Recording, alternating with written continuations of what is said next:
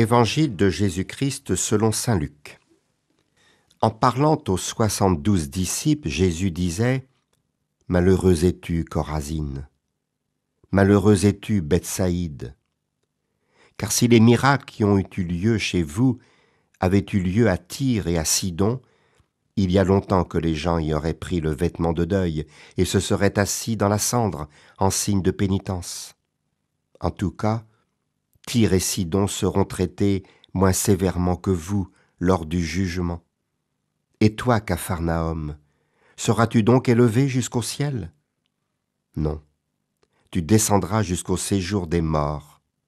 Celui qui vous écoute m'écoute, celui qui vous rejette me rejette, et celui qui me rejette, rejette celui qui m'a envoyé.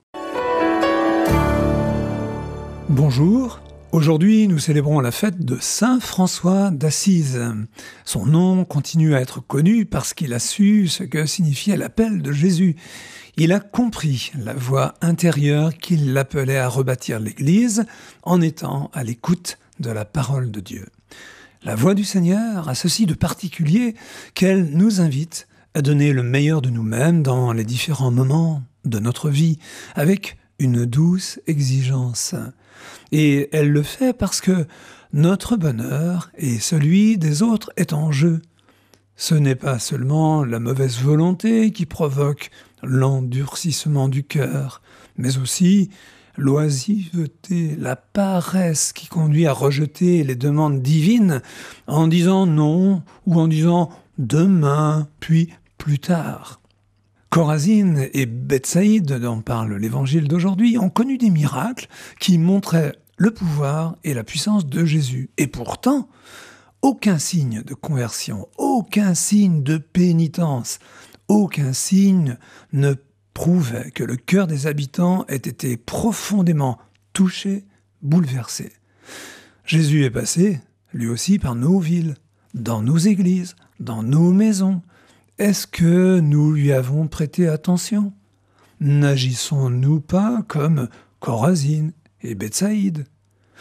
Dieu opère à chaque instant.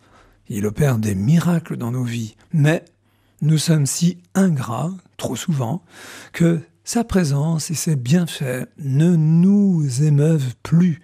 Dieu n'a-t-il pas choisi le cœur de l'homme pour en faire son temple? Jésus n'avait-il pas choisi Capharnaüm pour en faire le centre de sa prédication?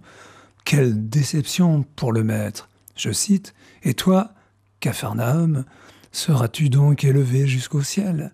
Non, tu descendras jusqu'au séjour des morts. » Luc 10, 15. Et pourtant, Jésus ne prononce en aucun cas des paroles de malédiction contre ces villes.